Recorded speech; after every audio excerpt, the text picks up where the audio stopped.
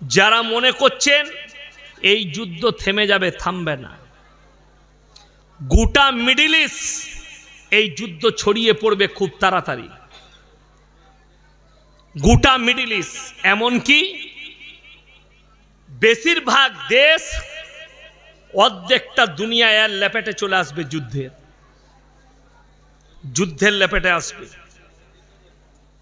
তৃতীয় বিশ্বযুদ্ধ যারা ভাবছেন, এত সহজে হবে না। তৃতীয় বিশ্বযুদ্ধ হামাসকে নিয়ে নয়, ফিলিস্তিন গাজাকে নিয়ে নয়।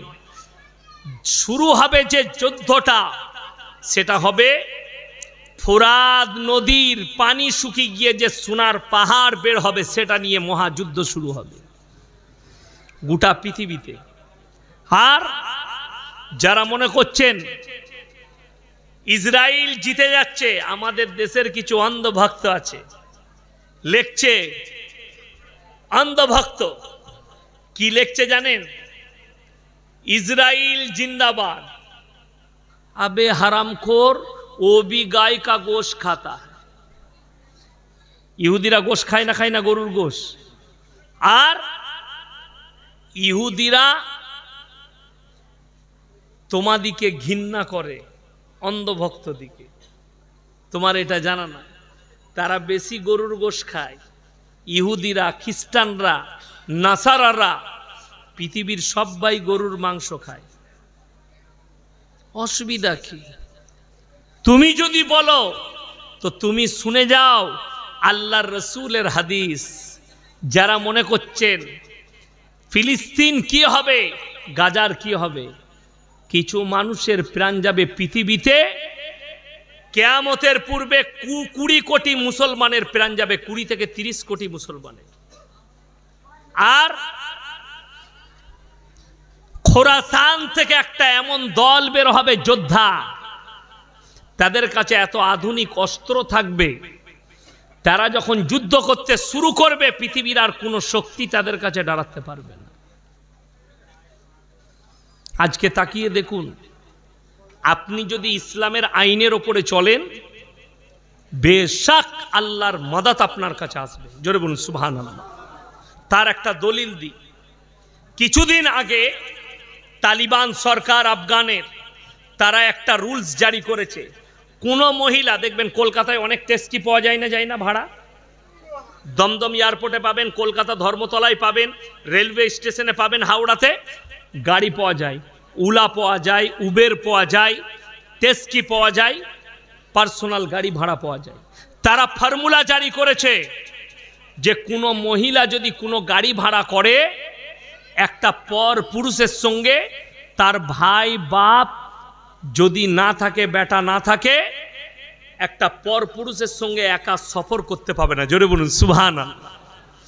ভারতের একটা অ্যাঙ্কার, তার নাম হচ্ছে রুবিকা লিয়াকত, সে বলছে तालिबान ने औरत के ऊपर कितना जुल्म किया। अरे मेरे बहन, जरा गौर करो, अमेरिका के एक संस्था ने जांच शुरू किया कि तालिबान ने जब से सरकार अपने हाथ में ली है, उनके हालत कैसा है। ওরা যাঞ্চ করতে লাগলো যে এরা যতদিন থেকে সরকার নিয়েছে, এরা কি কি উন্নতি করেছে। নাম্বার 1 ধর্ষণ, সেটা এসছে 0-তে। জোরে বলুন সুবহানাল্লাহ। নাম্বার 2 চুরি এসছে 0-তে। নাম্বার 3 কারাপশন এসছে 0-তে। নাম্বার 4 ঘুষ এসছে 0-তে। নাম্বার 5 পর্দা এসছে 100%-এর মধ্যে 100%। জোরে বলুন সুবহানাল্লাহ। হে রুবিকা লিয়াকত, যারা কলকাতা মে আকে দেখ, একটা মেডিকেল কলেজের ভেতরে একটা মেয়েকে ধর্ষণ করে হত্যা করা হয়েছে না হয়নি? সিবিআই যাঞ্চ করছে, কে বিচার করছে জানি না, কিন্তু আমার আল্লাহ দেখেছেন না দেখেননি? কিয়ামতের দিনে আমার আল্লাহ বিচার করবেন, ছাড়বেন না। পাকড়াও হবে কিয়ামতের দিনে যারা এই কাজ করেছে। কিন্তু দুঃখের বিষয়, এক সপ্তাহ আগেকার ঘটনা, আপনারা পেপার খুললে মোবাইল খুললে পাবেন। আমাদের বর্ধমান জেলায় কেতুগ্রাম থানা, কাটোয়ার কাছে একটা বাসের মধ্যে বাচ্চা মেয়ে, 13 বছরের মেয়ে বাড়ি যাচ্ছে, টিউশন পড়ে না হলে স্কুল থেকে। তাকে একটা ছেলে ডিস্টার্ব করে প্রত্যেক দিন। তো তাকে বলেছে আমাকে ভালোবাসতে হবে। মেয়েটা অস্বীকার করেছে যে তোমাকে আমি কোনো মতে আমি এসব কাজ করতে পারবো না। ছেলেটাও মুসলিম, মেয়েটাও মুসলিম। ছেলেটা পকেট থেকে ছুরি বার করে তার গলাটা কেটে দিয়েছে। ভাবতে পারে কতটা হিংস্র। আল্লাহ রসুলের হাদিস, কিয়ামতের পূর্বে মানুষ হবে হিংস্র পশুর থেকেও খারাপ। কোনো দয়া ময়া কিচ্ছু থাকবে না, মানুষ এত খারাপ হবে। এই ছেলেটার জন্য যদি কোরআনের আইন জিজ্ঞেস করেন, কোন রকমের কোর্টেতে কোনো বিচার নয়। এই যখন প্রকাশ্যে হত্যা করেছে, একে রাজপথে দাঁড় করিয়ে মুন্ডু ছেদ করে দাও। যদি কোনো ধর্ষণকারী ধরা পড়ে, তাকে রাজপথে দাঁড় করিয়ে তার মুন্ডু ছেদ করতে হবে, যেন পৃথিবীর এবং সেই দেশের সব নাগরিক দেখে। কোনো ছেলে মেয়ে, বিবাহিত মহিলা আর বিবাহিত যুবক যদি পরকীয়া করে, তার বিচার হচ্ছে অর্ধেকটা পুঁতে দিয়ে পাথর মেরে হত্যা করে দাও। এটা ইসলামের আইন। কেউ যদি চুরি করে, তার হাত দুটো কেটে দাও। কিন্তু দুঃখ কি জানেন, আমাদের দেশে কেউ যদি দোকানে 10 টাকা চুরি করে, তাকে গাছে বেঁধে পিটায়। আর কেউ যদি 10 কোটি চুরি করে, তাকে চেয়ার ছেড়ে দিয়ে গলায় মালা পরায়। ঠিক বললাম না ভুল বললাম? এটাই হচ্ছে কষ্টের, দুঃখের। চোরকে আমাদের দেশে মালা পরানো হয়, আর একটা গরিব মানুষ পেটের দায়ে 10 টাকা চুরি করেছে, তাকে পিটানো হয়। দুঃখের বিষয়। আপনি শিক্ষার কথা বলছেন, আমি আপনাদেরকে একটা হাদিস শোনাই। মুসান্নাব ইবনে আবু শাইবার হাদিস। আল্লাহর হাবিব বললেন, কিয়ামতের পূর্বে গোটা পৃথিবীর মসজিদগুলো মুসল্লিতে ভরে যাবে। জোরে বলুন না সুবহানাল্লাহ। কিন্তু সাহাবীরা বললেন, ইয়া রাসূলুল্লাহ, সেই মুসল্লিগুলো কেমন? আল্লাহর হাবিব বললেন, তারা হবে সুদখোর মুসল্লি। সুদ খাবে, বড় বড় অট্টালিকা বাড়ি বানাবে, হারাম খাবে। আর তারা মসজিদে এসে মাথা ঠুকবে, তাদের ইমানদার তখন আর কেউ কি খুঁজে পাওয়া যাবে না। এটা মুসান্নাব ইবনে আবু শাইবার রসুলের হাদিস। আপনার চোখ দিয়ে পানি আসা দরকার। আজকে সেই দিন আমরা অতিক্রম করতে চলেছি। আমাদের দেশে মসজিদে, মাদ্রাসায়, জলসায় সম্মান সেই ব্যক্তি পায়, হারামের হোক সুদের হোক, টাকা বেশি আছে ওই সম্মান বেশি পায়। যার কাছে হালালের টাকা আছে সেই লোক সম্মান পায় না, যেহেতু তার কাছে কোটি টাকা নাই। যে লোক হালাল খায় সম্মান নাই। আপনি পশ্চিমবাংলার মসজিদগুলো যাচাই করুন। এটা দক্ষিণ 24 পরগনা, দক্ষিণ 24 পরগনা, গোটা 24 পরগনায় দক্ষিণ উত্তর যদি 1000 মসজিদ হয়, যদি কোনো মাদ্রাসাওয়ালা আমাকে প্রমাণ দিতে পারে যে অমুক গ্রাম থেকে মসজিদ কমিটি এসেছিল, গ্রাম কমিটি এসে বলেছে হুজুর লিখে দেন তো ইসলামে মসজিদের মাদ্রাসা সেক্রেটারি ক্যাশিয়ার হতে গেলে কি কি শর্ত লাগবে, আমি মৌলবি শওকতের বেটা বলে গেলাম 1000 মসজিদ যদি দুটো 24 পরগনায় থাকে, 950টা মসজিদের সেক্রেটারির নামটা ঢেড়া কাটা পড়বে। ঠিক বললাম না ভুল বললাম? হ্যাঁ। কেন বলছি জানেন? এই জন্যই আমাদের দেশে সুদ খেয়ে বড় লোক হয়েছে বলে টাকা আছে, ওকে মসজিদের মতোয়াল্লি করে দেয়। লোকের মেরে নিয়ে বড় লোক হয়েছে বলে ওকেই মসজিদের সেক্রেটারি করে দেয়। তার ঈমান কেমন, তার চালচলন কেমন? আর ইসলামী শরীয়তে ইমামের অবর্তমানে নাম্বার 1 শর্ত সেক্রেটারির জন্য, ইমামের অবর্তমানে নামাজ পড়াবার যোগ্যতা থাকতে হবে। নাম্বার 2, তাকে আমানতদার হতে হবে। নাম্বার 3, তাকে নামাজি মুসল্লি দিনদার হতে হবে। বর্তমানে কষ্টের বিষয়, আমার বর্ধমান জেলায় একটা মসজিদ, গ্রামের নাম করব না, পুকুরের পাড়ে 40টা তাল গাছ। আদিবাসী সাঁওতাল ভাইরা গরমের দিনে রস টাঙায়, টাঙায় না টাঙায় না? তো এ মসজিদের যে সেক্রেটারি, সে হারামখোর, জীবনে নামাজ পড়ে না। তো সে বলেছে আদিবাসী ভাইদিকে 3000 টাকা করে কন্ট্যাক্টলে, 3 চেরে কত, 12, 1,20,000 টাকা। কেন? বলে এইগুলোতে রস টাঙাবি, মানে তাড়ি, তাড়ি মানে মদ টাঙাবি। তারা ব্যবসা করতে লাগলো, আর ই তাদের সঙ্গে কন্ট্যাক্ট করেছে, আমাকেও প্রত্যেক দিন 1 হাঁড়ি করে দিবি, মানে ই হারাম খরু খায়। এরপর ভেবে দেখুন, এই টাকা মসজিদে লাগানো যাবে। কোনো মৌলবি যদি হ্যাঁ বলে দেয়, আমি মৌলবি শওকতের বাটা এইখানে ইস্তেগফার করে ঘর যাবো, আর বায়ান জীবনে মুখ দেখাবো না। ওই মদ বেচা টাকা মসজিদে লাগানো যাবে কিনা?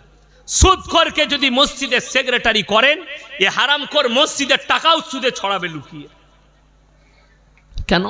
এর কাছে ঈমান নাই। যদি বলেন এরকম ঘটনা আপনার জানা আছে, শুনেলেন তারকেশ্বরে টাউনে, পাড়াটার নাম বলবো না, কবরস্থানে গাছ লাগিয়েছে, গাছ 5 বছর পরে 18,000 টাকার গাছ বিক্রি করেছে। কত বললাম বাবা? 18,000। সেই টাকাটা সুদের ওপরে ছড়িয়েছে, 5 বছর পরে 3 লাখ টাকা না 2 লাখ টাকা হয়েছে। কথাটা বুঝতে পারেননি? 5 বছর পরে সে টাকা সুদের ওপরে 2 লাখ হয়ে গেছে।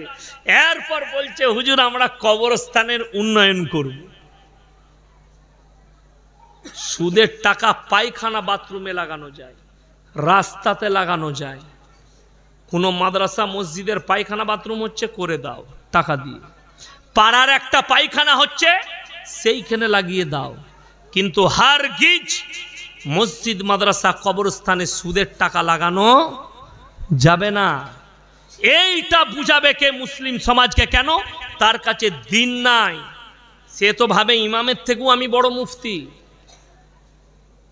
ওই জন্যে এই হাল আমার মুসলমান ভাই। ওই জন্যে দ্বীনি শিক্ষা অর্জন করা মুসলমান নরনারীর জন্য ফরজ। সবাই করবেন, জোরে বলুন ইনশাআল্লাহ। আপনাকে জানতে হবে হারাম হালাল কোনটা, দিন বাদ্দিন কোনটা, শিরক আর বেদাত কোনটা, এটা আপনাকে জানতে হবে। বাংলাদেশে এক ভারসাম্যহীন এক যুবককে ভাত খাইয়ে পিটিয়ে হত্যা করেছে। দেখুন, বাংলাদেশে জায়গাটা হচ্ছে ঢাকা বিশ্ববিদ্যালয়। আমরা বিশ্ববিদ্যালয় মনে ওখানে কারা থাকে? গরু ছাগল চড়াই তারা তো, কথা বলে না? কারা থাকে? কারা পড়াশোনা করে? শিক্ষিত ছেলেরা, MA, BSc, BCom, MA, এরা থাকবে। ছেলেটা ব্রেন খারাপ, ভারসাম্যহীন ছেলে, তাকে মোবাইলের অপবাদ দিয়ে, যে মোবাইল নিয়েছে এটা ভেবে সন্দেহ করে তাকে খানা খাইয়ে তাকে পিটিয়ে হত্যা করেছে। এটা কখনো মুসলমানের কাজ? এটা কখনো শিক্ষার্থীদের কাজ? আপনাকে কি বললাম? রাসূল সাল্লাল্লাহু আলাইহি সাল্লামের হাদিস, আখরি জামানায় কিয়ামতের পূর্বে মানুষ হবে হিংস্র জন্তুর থেকেও খারাপ। মানুষের কাছে মানুষের প্রাণের কোনো মূল্য থাকবে না, মানুষের কাছে মানুষের জীবনের কোনো মূল্য থাকবে না।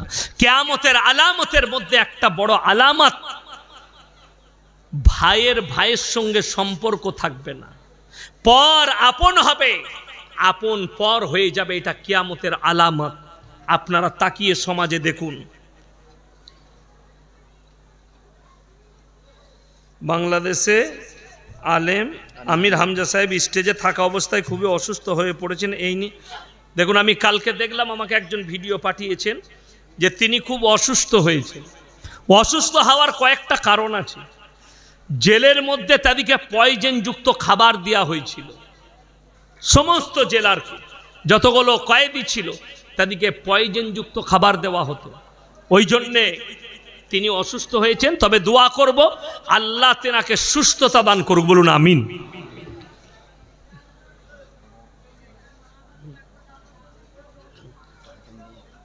আমার ভাই, আপনাদেরকে অনুরোধ করছি, প্রত্যেকটা ভাই নিয়ত করুন আমরা হালালের পথে চলবো, জোরে বলুন ইনশাআল্লাহ।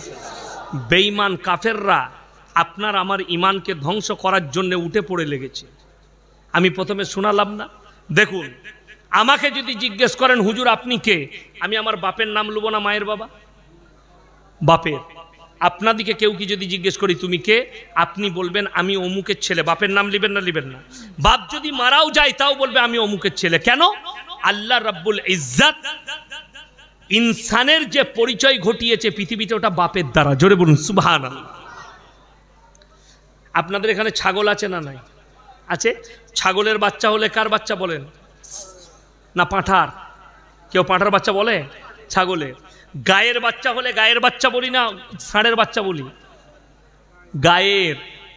আল্লাহ জানোয়ারের পরিচয় ঘটিয়েছে মায়ের দ্বারা।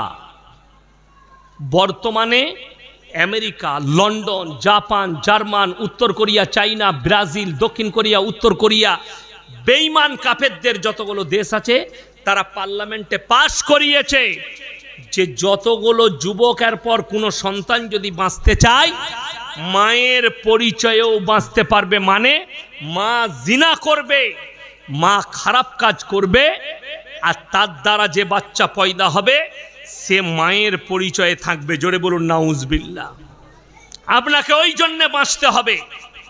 আমার ভাই, মুসলমানদের কাছে সব থেকে বড় পাপ যেটা ছুটে আসছে সেটার নাম হচ্ছে পরকিয়া। লোকের বিবির সঙ্গে সম্পর্ক রাখা কখনোই করবেন না, সাবধান হয়ে যান। আমরা সবাই সাবধান হব। জোরে বলুন ইনশাআল্লাহ। সন্তানদের উপযুক্ত বয়স হলে ছেলে মেয়ের বিবাহ দিয়ে দেন। আমাদের বাপদের একটা খারাপ টেন্ডেন্সি, তুই আগে কামা তারপরে তোর বিয়ে দেবো, বলে না? বলে না? তুই আগে নিজের পায়ে দাঁড়া তারপরে বিয়ে করবি। এটা ভুল কথা। রুজির মালিক সকলে বলুন কে? আল্লাহ। সন্তানের বিয়ে দাও উপযুক্ত বয়সে, এবং সে তার বিবির খাবার, এবং যে বিবি আসবে সে রুজি মেপেই আসবে। পেটের সন্তান এলে সে রুজি মেপে আসে না? আসে না? রুজি মাপে। তো রুজির মালিক আল্লাহ, এটা বিশ্বাস করুন। বেঈমান কাফেররা আপনার ইমানকে ধ্বংস করে দিতে চাইছে। কেন? এরা যেন হারাম আওলাদের উপরে বিশ্বাসী হয়। টেস্ট টিউব যাদের বাচ্চা হয় না তাদের বর্তমানে বাচ্চা হবে। টিভিতে মোবাইলে অ্যাড দেখুন। তাই আল্লাহ তাআলা আমাদের সকলকে কবুল করুক। আজকের রাত্রিকে আল্লাহ কবুল করুক। আমার ভাই, আপনারা হাজির হয়েছেন, আমি দেরিতে আসার জন্য আপনাদের কাছে ক্ষমা প্রার্থী। রাস্তাঘাটের ব্যাপার, এটা দুর্যোগ, এবং দুর্যোগ চলছে গোটা রাস্তায়। আমার বাড়ি থেকে আমি বৃষ্টি নিয়ে বেরিয়েছি, আপনাদের এখান পর্যন্ত বৃষ্টি গোটা রাজ্যে চলছে। তাই আপনাদেরকে অনুরোধ করব, সবাই আমার জন্যে, আমার মাদ্রাসার জন্যে দোয়া করবেন। হায়াত বাকি তো মুলাকাত বাকি। আল্লাহ যদি আবার কোনো দিন হায়াতে রাখে মুলাকাত হবে। তবে আমি বলবো দিনটাকে চিনবেন, নামাজ কেউ ছাড়বেন না। জোরে বলুন ইনশাল্লাহ। আর বাড়িতে বরকত চান, বাড়িতে নাম্বার 1 পরিবারকে বলুন নামাজ চালু করতে।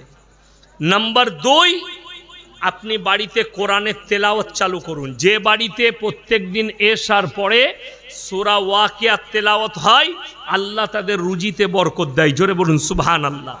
আল্লাহর রসুলের হাদিস, যারা আল্লাহর রাস্তায় দিনের পথে থাকবে আল্লাহ মৃত্যুকাল পর্যন্ত তাদেরকে ইজ্জতের রুজি দান করবেন। জোরে বলুন সুবহানাল্লাহ। আল্লাহ তাআলা আমাদের সকলকে কবুল করুক, আজকের রাত্রিকে কবুল করুক। আমিন। ওয়া আখিরু দাওয়ানা আনিল হামদুলিল্লাহি রাব্বিল আলামিন। সবাই দরুদ শরীফ পড়ুন। আল্লাহুম্মা। দোয়া করে দেব, কিছু বলবেন? কি আর 10 মিনিট বললে তো আমি রাখবো।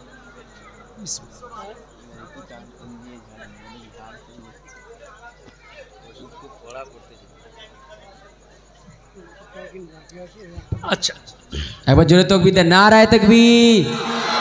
আর জোরে নারায়ে তাকবীর। আমার ভাই, কমিটির আবেদন আরো একটু 2-10 মিনিট।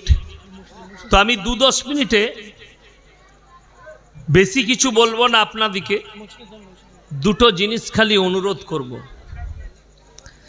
এক হচ্ছে, আপনি বেঈমান কাফেরকে আপন ভাববেন না।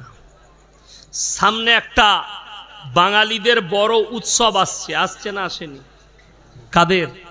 বাঙালি অমুসলিম ভাইদের বড় উৎসব। এই উৎসব নিয়ে কিছু কিছু মানুষের বার্তা, ধর্ম যার যার উৎসব সবার, এই বার্তা দেয় না দেয় না? দেয়। আমি একটা জলসায় বলেছি, যদি ধর্ম যার যার উৎসব সবার হয়, কুরবানির সময় কেন বলি না গরুর ঠ্যাংটা ধরবি আয়? কথাটা বুঝতে পেরেছেন না পারেননি? কুরবানির সময় বলা হয় আমাদিকে থানায় ডেকে ডাকা হয় না, ঢাকায় না, ইমাম দিকে থানায় ডাকে না? কেন ডাকা হয়? স্যার, আমাদিকে বলা হয় আপনারা বার্তা দিবেন যেন মানুষ কেউ কারুর দ্বারা যেন কষ্ট না পায়। আমরা মসজিদে মসজিদে বলি, আমরা ঈদগায় বলি, তোমরা পশু জবাহ করলে লুকিয়ে করবে। ইসলাম কেউ কি কষ্ট দিতে শেখায়নি।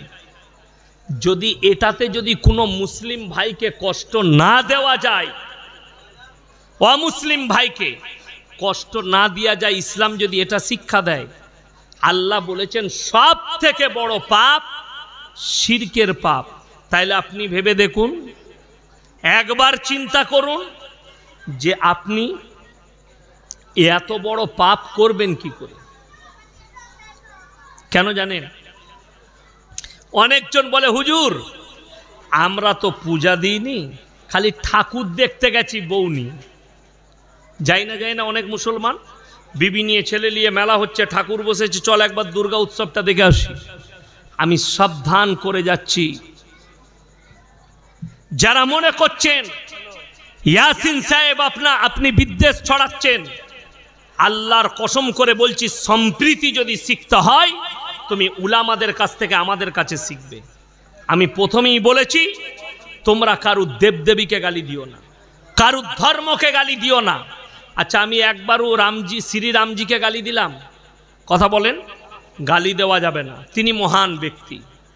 একবারও আমি দুর্গা ঠাকুরকে গালি দিলাম না, তাদের আস্থায় আঘাত হানা হবে, গালি দেওয়া যাবে না।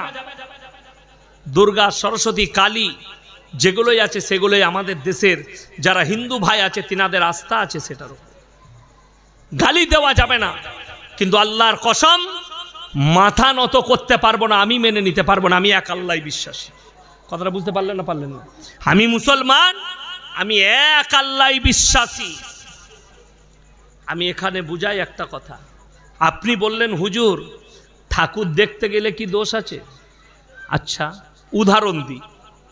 এই মহেশগড়ে রাত্রেতে একটা বাড়িতে ডাকাতি হচ্ছে, সবাই ঘুমাচ্ছে, একজন পেশাব করতে উঠেছে। সে উঠে দেখলে আল্লাহ, এর ঘরে তো ডাকাত পড়েছে, খুব সব বার করে নিয়ে পালাচ্ছে। ও পেশাব করতে করতে চুপচাপ বসে দেখলো কি করে, সব মাল তুলে নিয়ে পালিয়ে গেল। তারপরে গ্রামের মানুষ উঠে গেছে, ডাকাত পালিয়ে গেছে, প্রশাসন বাবুরা এসছে, এসে বলছে তোমাদের মধ্যে কে কে দেখেছো? তখন বলছে স্যার আমি শুরু থেকে শেষ পর্যন্ত দেখেছি। কাকে বেশি কেলানি দিবেন? তাকে মারবে না, যে এই মালটা বেশি অপরাধী। তুমি দেখেছো, লোককে ডাকনি। আমার মুসলমান ভাই, আপনি যদি বলেন আমি মজা দেখতে গেছি, আল্লাহর কসম আপনি বেশি মার খাবেন। যদি বলেন কেন, কোরআন শুনেন, লা ইলাহা ইল্লাল্লাহ ওয়া লা ইলাহা ইল্লাল্লাহ, হে আমার নবী বলে দাও তোমরা দুটো নৌকাতে পা দিও না। অনেক মুসলমান ভাই গাড়ি আছে না নাই? লরি আছে, লোহা লাকড়ের দোকান আছে, বিশ্বকর্মার দিনে অনেকজন দোকানটা ধোয়। মুসলমান, ঠিক বললাম না ভুল বললাম? 1 নম্বর শিরকের কাজ। তাদের জন্য জান্নাত হারাম হয়ে যাবে যদি তারা জিদ করে মৌলবীদের কথা শুনে। আর যদি ভুলবশত করে, আগামীতে ইস্তেগফার করে নেবেন।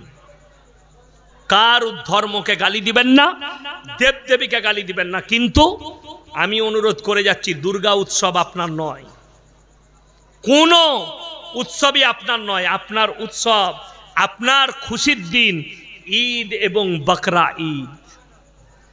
আপনার মুবারক মাস রমজানুল মুবারকের মাস, রোজা রাখুন, ইফতারি করুন। আচ্ছা, ইমানদারির সঙ্গে বলবেন, আমাদের মুসলিমদের ছেলেরা 1 জানুয়ারি করছে, ক্রিসমাস পালন করছে না করেনি?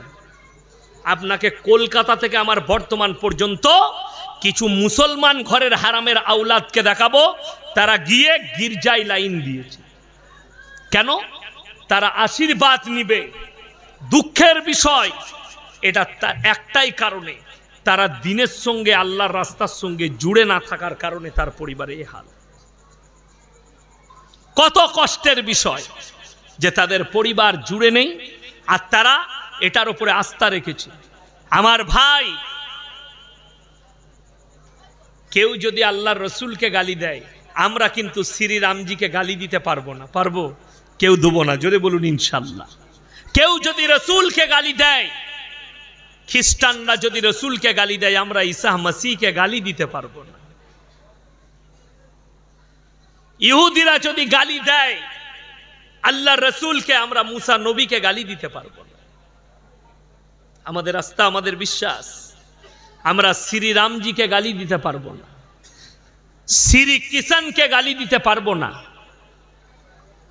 দুর্গা ঠাকুরকে গালি দিতে পারবো না, সরস্বতীকে গালি দিতে পাবো না, এবং কোনো মুসলমান দিবেন না।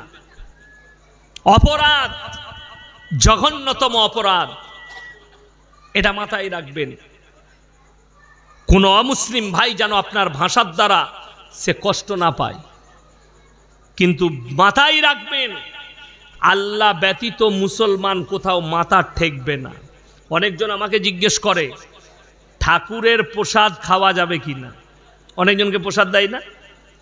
অনেকজন বলে আমার বন্ধু, অন্তরের বন্ধু, ঠাকুরের প্রসাদ মুসলমানদের কেন খাওয়া যায় না? আমি তখন তালবিলিম।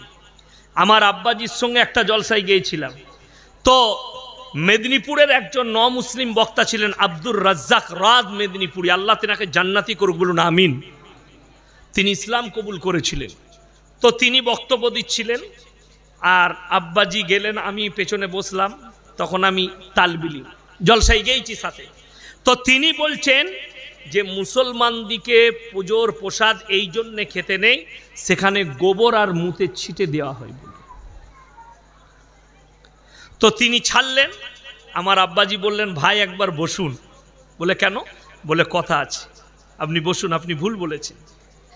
তো আমার আব্বাজি বললেন যদি এটা ব্যাপার হয় যে গোবর আর মুতে ছিটে লাগলে খাওয়া যাবে না, ওই জন্যে মুসলমানদের খেতে নেই, তাহলে ওপরকার মালগুলো ফেলি দিলে তো তলারকারগুলো খাওয়া যাবে, যেগুলো তলায় লাগেনি। কথাটা বুঝতে পেরেছেন না পারেন? তলায় যেগুলো লাগেনি সেগুলো তো খাওয়া যাবে। তিনি থ হলেন। আমার আব্বাজি বললেন এইটা কারণ নয়, কারণ হচ্ছে কোরআনে আছে ইন্নামা হাররামা আলাইকুমুল মাইতাতা ওয়াদ-দামা ওয়া লাহমাল খিনজির ওয়া মা উহিল্লা বিহি লিগাইরিল্লাহ। প্রবাহিত রক্ত, মরা জন্তুর মাংস, শুয়োরের মাংস এবং আল্লাহ ব্যতীত অপরের নামে উৎসর্গিত জিনিস তোমাদের জন্য হারাম করা হয়েছে। আল্লাহ ব্যতীত ঠাকুরের নামে উৎসর্গ করার কারণে আপনার জন্য হারাম করা হয়েছে। আল্লাহ ব্যতীত পীরের নামে করা হয়েছে, তাই হারাম। আল্লাহ ছাড়া কবরের নামে, আল্লাহ ছাড়া মাজারের নামে, আল্লাহ ছাড়া বাবার নামে, তাই ওইগুলো হারাম। আল্লাহ সবাইকে বাঁচাক, বলুন আমিন। এই ধরনের শিরক থেকে নিজেদিকে বাঁচান। আমার ভাই, আপনাকে আমি মানা করতে পারবো না, তবে পুজোর প্রসাদ খাওয়া যাবে না। পুজো উপলক্ষে যদি কেউ দাওয়াত দেয়, সেই দাওয়াত মুসলমানের জন্য গ্রহণ করা যাবে না। হ্যাঁ, যদি বলে আমার মেয়ের বিয়ে আছে আমার বন্ধু, আপনাকে প্রথমে দেখতে হবে তার ব্যবসার উৎস যদি হালাল হয় আপনি খেতে পাবেন, এবং খাবারটা হালাল হতে হবে। দাদা আমাকে সবজি আর ডাল দেন, আমি মাংস খাই না, কাটা খাই না, আপনার জন্য হালাল, কিন্তু তার ব্যবসার উৎস হালাল হতে হবে। কোনো অমুসলিম ভাই যদি ইফতারি করায়, তার ব্যবসার উৎসর্গ যদি হালাল হয়, উৎস যদি হালাল হয়, আপনি অবশ্যই খেতে পাবেন। কিন্তু কোনো মুসলমান ভাই যদি শুধুমাত্র সুদের কারবার করে আর কোনো কারবার নাই, তার পয়সার ইফতারি খাওয়া হারাম। কথাটা বুঝাতে পারলাম? হ্যাঁ, ইসলাম কত সুন্দর, কোন জাতিকে ঘৃণা করেন। আমার বোম্বেতে একজন ভাই আছে, সে বড় জামাই, আমি ছোট জামাই, মেজো জামাই ডাক্তার, তো আমার ফুপুর জামাই আমি। তো তার কারখানায় আমি প্রায় আমার এলাকায় একটা হোটেলে চা খেতাম, তো সেই ছেলেটা চা দিত, ছেলেটা কিন্তু বিএ পাস, মুসলিম ঘরের লোহারদের ছেলে। তো সে চা দিত, আমাকে বললে দাদা আমার বাড়ির অবস্থা খুব খারাপ, আমাকে একটা ভালো কাজ দেখে দিবেন। আমি কত টাকা বেতন হলে চলবে? বলে স্যার 12,000 হলে। আমি কত দেয়? বলে এখানে 3,000 দিচ্ছে। 12,000 হলে চলবে, আমার বোনের বিয়ে আছে সামনে, আমি 1-2 বছর কাজ করব, চলে আসবো। আমি আমার ভাইকে ওইখান থেকে ফোন লাগালাম, তাকে টিকিট করে পাঠিয়ে দিলাম। তো আমার অ্যাকাউন্টে টাকা পাঠাতো, আমি একদিন ওর বাড়িতে টাকা দিতে গেছি, কিছু টাকা পাঠিয়েছে। তো তার মা বাবা আমার পায়ে প্রণাম করতে গেল। আমি বললাম এটা আমাদের ধর্মে নিষেধ আছে, আপনারা বয়োজ্যেষ্ঠ মানুষ, কারুর কাছে মাথা নত করা আমাদের শরীয়তে নাই, আমাদের ধর্মে নেই। তারপরে বললে বাবা একটু শরবত, নেবু জল পানি খাবেন? আমি বললাম খাবো। তারা কতটা জানে যে এদের মৌলবীরা যারা নামাজি আছে তারা পবিত্র জিনিস খায়। আমাকে প্লাস্টিকের গিলাসে লেবু জল দিল এবং আমাকে বলল দাদা কিছু মনে করবেন না, বাড়িতে কাঁচের গিলাস আছে, দিইনি। আমাদের অনেকজন মদ ফদ পান করে, তাদের আস্থা আমাদের প্রতি কত ভালো। এবং আমি শরবত খাই না, তারপরেও পান করলাম যাতে সে কষ্ট না পায় যে আমরা দলিত বলে, আমাদের বাড়িতে আমরা অমুসলিম বলে হয়তো হুজুর খেলো না। আমি শরবতটা খেলাম কেন? তারা খেটে খাওয়া মানুষ, তাদের ব্যবসার উৎসটা হালাল। আমি খেয়েছি, না বলিনি।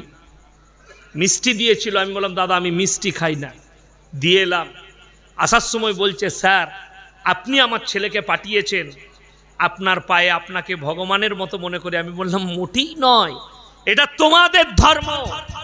আমাদের ধর্মে কেউ উপকার করলে তার শুকর আদায় করা যায় আর তার লেগে দোয়া করা যায়। আপনি আমার জন্য দোয়া দিবেন, আল্লাহ যেন আমাকে ভালো রাখে, উপরওয়ালা যেন আমাকে ভালো রাখে। বলে উপরওয়ালা আপনাকে যেন ভালো রাখে। আমরা এইটা হচ্ছে আশীর্বাদ, এটা হচ্ছে দোয়া। বিপদে পড়লে পাশে দাঁড়াও, বস্ত্রহীন হলে বস্ত্র দাও। কিন্তু ইসলামী শরীয়তে সে যদি বলে আমার বাড়িতে পূজার অনুষ্ঠান আছে আসো, ইয়াসিনের জন্য হুকুম নাই। পশ্চিম বাংলায় পেপারে উঠেছে, আমাদের কাছে সওয়াল এসছে, অনেক মৌলবি ফিতে কাটতে গেছে। আমি বললাম আরে সে যদি আমার বাপ হয় তাও আল্লাহর কাছে রেহাই নাই, সে শিরকের কাজ করেছে। কোন মৌলবি কেটেছে জানি না, কে কেটেছে জানি না। তুমি নেতা হও আর মন্ত্রী হও, এমএলএ হও আর এমপি হও, তোমার মধ্যে যদি কালমা থাকে, ঈমান থাকে, তুমি যদি জেনে বুঝে শিরকের পাপ করো, আমার আল্লাহ ক্ষমা করবেন না। তুমি যেই হও। আমার ভাই বড় কষ্ট লাগে, দুঃখ লাগে, মুসলমান এগুলো বুঝেই না। এরা মনে করে মৌলবীরা